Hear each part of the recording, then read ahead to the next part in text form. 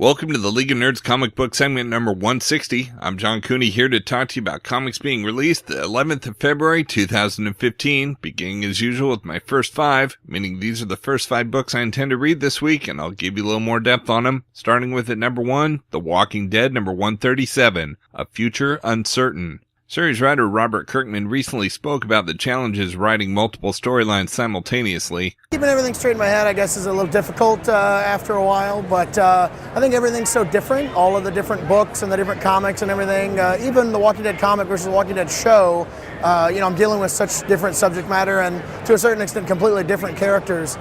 So it ends up being fairly easy to keep things somewhat separate, but I like what I do, so I spend all of my hobby time doing work.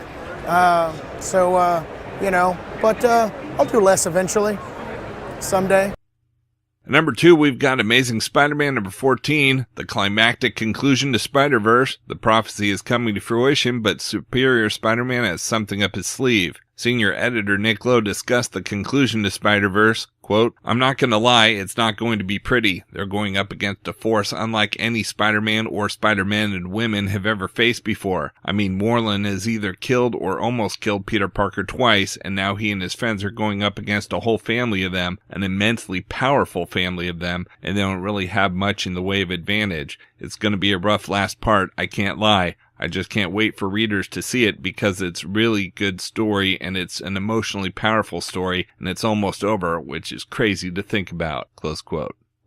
At number 3, we've got Darth Vader number 1. The original Dark Lord of the Sith stars in his first ongoing series. Ever since Darth Vader made his first on-screen appearance, he became one of the most popular villains to ever haunt an audience's dreams. Now follow Vader straight from the ending of A New Hope and the pages of the new Star Wars comic book into his own series, showing the Empire's war with the Rebel Alliance from the other side. Writer Kieran Gillen and artist Salvador Larroca bring us a peek behind the mask of evil. Series writer Kieran Gillen shared his take on Darth Vader. Quote, "So at the end of the first Star Wars film, he's the sole survivor of the greatest military disaster of all time, and more importantly, he let the rebels escape with the plans. He chose to let them escape with the plans. There are lots of people to blame for the Death Star. It's not like it's just Darth's fault, but he certainly foots some of the blame. The next time we see him in Empire, he's more powerful than ever. He treats people in Empire with more contempt than he treats them in A New Hope. So something happens between those two films. There's the question of what the destruction of the Death Star actually created. So this story is basically the fall and rise of Darth Vader and all the things that happen along the way. That's why it interests me." Close quote.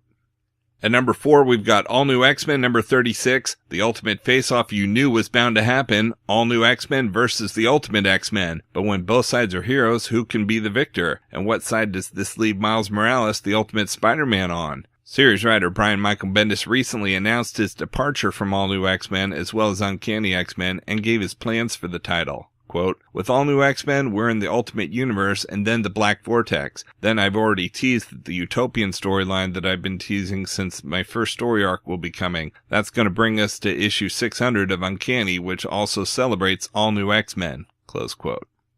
At number 5, we've got Guardians of the Galaxy number 24, the second chapter of the Black Vortex. With the Slaughter Squad hot on their tails, the X-Men and the Guardians of the Galaxy are going to have to find somewhere to stash this loot. The odds against them, their only option for gaining the upper hand, might lie with the mysterious Black Vortex. Will the temptation of the Black Vortex's unknown power be too much for this band of misfits? Series writer Brian Michael Bendis explained the relationship between the Guardians and the X-Men. Quote, "Of course they'd get along. There's a connection of spirit there. They're oddballs. Even the Guardians are the oddballs of the universe. These characters see themselves as outsiders looking in and unique. Sometimes it's great to be unique, and sometimes it's effing depressing to be unique." Close quote.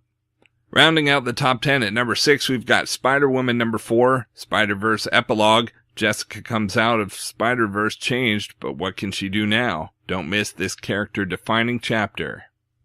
At number 7, we've got Batman Eternal number 45. Nothing in his experience with cutting-edge technology could prepare Batwing for a battle against the vengeful spirits who've taken control of his armor.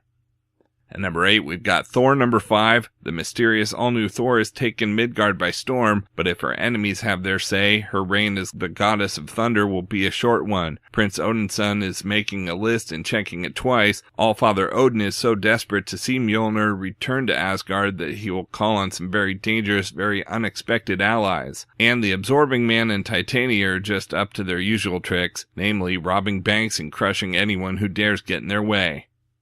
At number 9, we've got New Suicide Squad number 7. As Deadshot recovers from serious injuries in Belle Reve Prison, Black Manta struggles to keep the team's current mission in China from imploding. But after they've awakened the country's newest superweapon, the whole team, including Harley Quinn and Reverse Flash, won't all be coming back. At number 10, we've got Cyclops number 10, out of the fire and into the frying pan, or more precisely, out of the spaceship full of pirate killers and into the alien jungle filled with giant hungry space monsters. Cyclops and Corsair are reunited at last, but will they survive long enough to survive their touching reunion? Oh, and what's that strange ticking noise? Could it be coming from the nearby superweapon capable of destroying entire galaxies?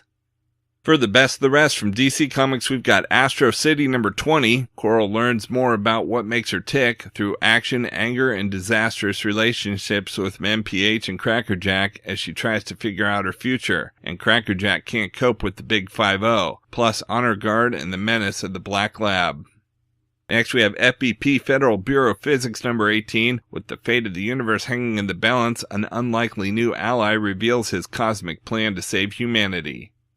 We've also got Harley Quinn Valentine's Day Special number 1. Love is in the air in New York City. The planet's richest bachelor, Bruce Wayne, is in town for a charity auction, and the highest bidder gets a date with Mr. Tall, Dark, and Brooding. Good thing Harley Quinn just came into some money. Please, whatever you do, don't ask how. But can Bruce really spend a night with Harley without her learning how he spends his nights? Next, we have Justice League United number 9. The Infinite Saga continues as the team joins the Legion of Superheroes, a Thangarian warfleet, and Iranian warfleet to battle the endless forces of Infinitus. And we've got Secret 6 number 2. What is Catman's strange secret, and how will it affect this new team? Find out in the second sensational issue of Secret 6. From Marvel Comics, we've got Guardians 3000 number 5. To save the future, the Guardians must reach into the past, and that means striking a deal with the Old Hunger. But the Old Hunger is the most powerful entity in the galaxy, and it's not a good idea to wake him up, or to bypass his invincible herald Stormfront. Meanwhile, Vance Astro has encountered a Guardian that he forgot ever existed, and she's none too happy about his memory blank. Time to make friends again fast, before the asentience gestalt of the Stark destroys them all. Cosmic action and mind-blowing science fiction adventure. Next we have Nightcrawler number 11, the Shadow King, the Crimson Pirates, the forces of heaven and hell. Nightcrawler is cutting through his foes to protect those nearest and dearest to him. But in his struggles with his return from the afterlife, will Nightcrawler take his one-man war too far? We've also got Thanos Vs Hulk number 3 of 4. Annihilus gains vast new might, the Hulk rampages through the negative zone, and the villainous and powerful Blastar is in hot pursuit. Next we've got Wolverines number 6, Assault on Mr. Sinister's Fortress, Part 2. Logan's remains are located, but which team winds up keeping the goods, and for what purpose? When Mr. Sinister pleads his cause, it hits home to more than one team member. Does this mean a change in allegiance? And we've got X-Men number 24, trapped deep underground in the sinkhole that mysteriously appeared in the middle of the Black Rock Desert. Storm battles her claustrophobia while trying to find answers. From Dynamite Entertainment, we've got Magnus Robot Fighter number 11, the Basilisk. It can't be stopped. It can no longer be contained. It thinks it's God, and it wants to murder everyone. With Magnus out of commission, who can step up and defeat the undefeatable? Spoiler, no one. From Image Comics, we've got Morning Glories number 43, Unbeatable. And we have Tech Jacket number 8, planets are being murdered, galaxies are being slaughtered, and Tech Jacket's latest ally is also his biggest rival. And if that sounds too heavy for you, Zach's mom tells him to stop being such a dick. From Valiant Entertainment, we've got Divinity number 1. From New York Times best-selling writer Matt Kent and blockbuster artist Trevor Haresline comes a shocking new vision of 21st century science fiction in an all-new prestige format limited series. At the height of the Cold War, the Soviet Union, determined to win the space race at any cost, greenlit a dangerous advanced mission. They sent a man farther into the cosmos than anyone has gone before or since. Lost in the stars, he encountered something unknown, something that changed him. Long thought lost in a race from the history books, he has suddenly returned, crash landing in the Australian outback. The few that have been able to reach him believe him to be a deity, one who turned the scorched earth into a lush oasis. They say he can bend matter, space, and even time to his will. Earth is about to meet a new god, and he's a communist. How long can it be before the first confrontation between mankind and divinity begins? And we've got Rye number 7, Battle for New Japan, explodes with another pulse-pounding chapter by New York Times best-selling writer Matt Kent and featuring fully painted artwork by superstar artist Clayton Crane. Romance threatens to destroy a necessary peace between raddies and robots as Rye builds his army for the final assault on Father, plus a glimpse of Earth 4001 and the secret weapon hiding out in the planet's surface that could be the key to taking back New Japan. Out in trades this week, we've got Batman The Dark Knight Volume 4 Clay trade paperback. In these tales, the origin of Clayface is revealed. Batman and Commissioner Gordon are forced into a tight corner as Clayface embarks on a murder spree throughout Gotham City. But what led Clayface to become a monster? Collecting Batman The Dark Knight number 22 through 29.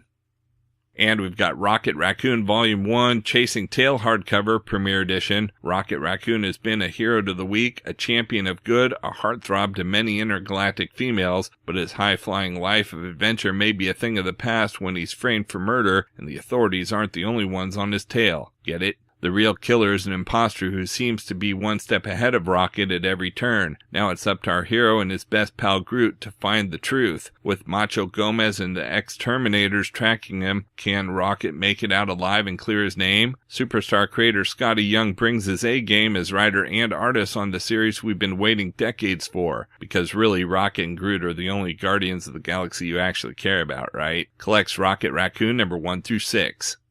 Okay, so that's just a few of my favorite books out this week. There's still plenty of others available, and I broke out all the Marvel titles this week in their own video, as well as a separate video for all of DC, and even a video with the top independent publishers. You can find them all on my YouTube channel at he'sgotissues.com. And we'll also have links up on the leagueofnerds.com, our Facebook page, so be sure to like us there too. And of course, you can follow everything I'm reading on Facebook, Pinterest, Tumblr, Twitter, and Instagram. You can find links to everything in the About section at he'sgotissues.com. And a reminder that both He's Got Issues and the League of Nerds are proud members of the Comics Podcast Network. So until next week, I'm John Cooney, and I've got issues.